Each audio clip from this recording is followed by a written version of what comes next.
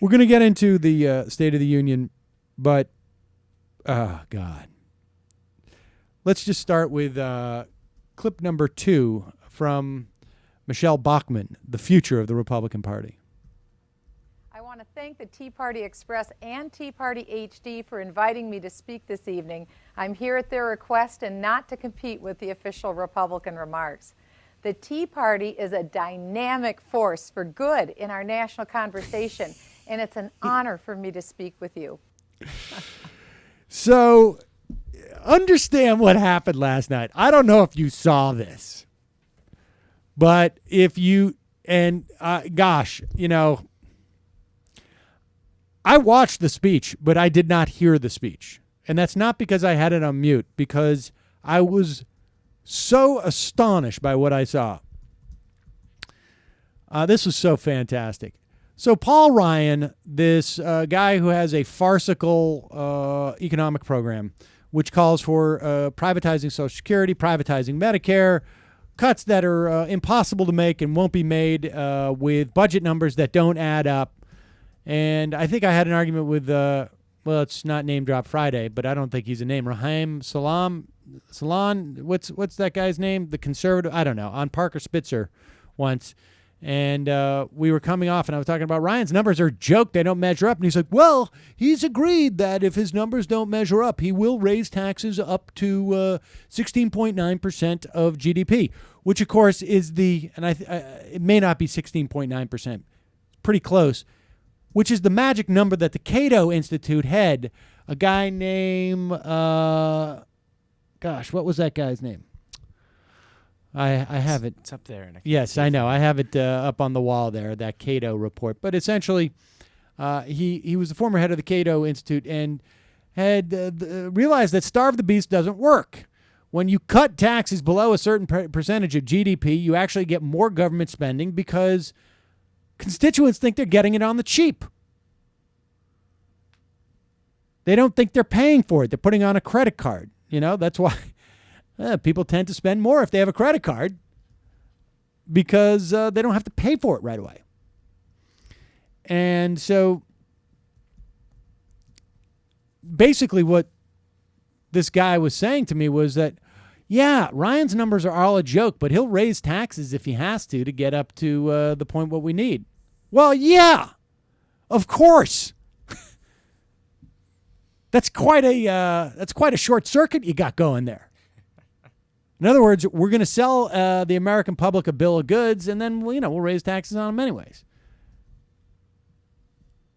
So he gave the official rebuttal, which guess who's not going to be president ever? Paul Ryan. They're going to have to do a lot of work on him to get him to the point where people trust this guy. But what was really astonishing is that CNN decided to carry Michele Bachmann's speech ostensibly to, what was it, Tea Party Nation, Tea Party HD, Tea Party HD, high definition. I'm not sure what it is. Tea Party Express. Who knows how these franchises work. And CNN decided to carry this alt rebuttal, which some people found quite controversial because the only reason why they did is because they have paired up with Tea Party HD or whatever it is to sponsor a Republican debate. So they were trying to give legitimacy to this organization. I think in the end, it really, really ended up hurting the Republicans because it split their message. It makes them look non-unified. And they also let perhaps the craziest elected member of their entire caucus. I was going to say the stupidest, but that's a tough competition. I think Bachmann could be the craziest. And here's a little tip. When you're doing a 2-camera shoot, well, let me rephrase this. Well, I should say this. Michele Bachmann spent the entire time on her rebuttal that was broadcast on CNN talking into the wrong camera. Do you understand what I'm saying? There was some moron didn't realize, wait, we should share the feed. So they had two cameras. One of the cameras had a teleprompter. How many times have we heard the Republicans talk about Obama's nothing without his teleprompter? Guess what? You ain't going to hear much of that anymore.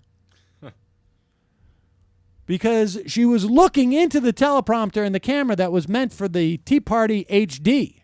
But the one that most Americans were watching was just off to her right. And so it was as if you were watching a behind-the-scenes feed. Like, hey, we're doing a documentary on Michele Bachmann. This is when she was giving that speech. Except for nobody told you that this is when she was giving that speech. You thought that she was giving the speech to you. Except for she was looking about 12 to 18 inches off screen. It was the strangest thing I've ever seen. And I couldn't follow any of it. And God, forgive me, I wasn't going to go back and listen to it. But this part got some wowzas from people. And I believe that America is the indispensable nation of the world. Just the creation of this nation itself was a miracle. Hold on, pause it for 1 second. We won't see a miracle again. Pause it for 1 second. The indispensable nation of the world? I don't even know what that means. We're too big to fail, I think. All right, let's play it from the beginning. Turn it up a little bit.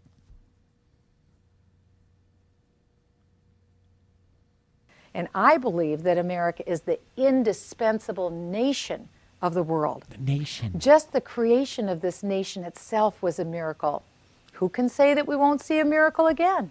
The perilous battle that was fought during World War II in the Pacific at Iwo Jima was a battle against all odds. And yet this picture immortalizes the victory of young GIs. Stop it. Go back. Go back. Go back. This is when somebody, where she's like noticing people behind the camera, you know, and it's hard to talk into a teleprompter. It is. I had very much difficulty. One of the shows I did for Olbermann, I could hear like the director talking in the ear of the AD, and it was distracting. I imagine that when it got to the words Iwo Jima, or what is it, Iwo Jima, Iwo Jima, that's the moment where people are realizing, oh my God, she's looking into the wrong camera. And so they're running back and forth in her eye line, and she's trying to focus.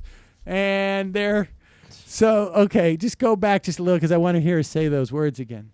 That was fought during World War II in the Pacific at Iwo Jima was a battle against all odds. And yet this picture immortalizes the victory of young GIs over the incursion against the Japanese. Over the These incursion? six young men raising the flag came to symbolize all of America coming together to beat back a totalitarian aggressor. Our current debt crisis we face today is different, but we still need all of us to pull together. But we can do this. That's our hope. We will push forward. We will proclaim liberty throughout the land, and we will do so because we, the people, will never give up on this great nation. This just in, Michele Bachmann, batshit crazy.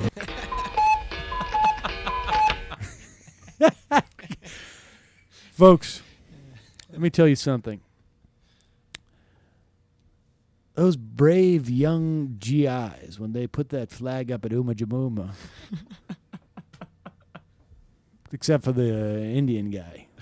Don't think about that guy. Isaac Hayes. A drinking problem. Don't think about him. When they fought the incursion of that totalitarian Japanese peoples, that was really important. Now, becoming a Majority Report member is different. It's different. But we all need to just it's a miracle that this show exists. It's a miracle. And it's different from Iwo Jima, but at the same time, it isn't. So please, if you can become a Majority Report member, do. And also, Just Coffee's not like Iwo Jima. It's not at all like, it's different. But even still, if you go to justcoffee.coop and put majority into the coupon code, you get 10% back. So just keep that in mind.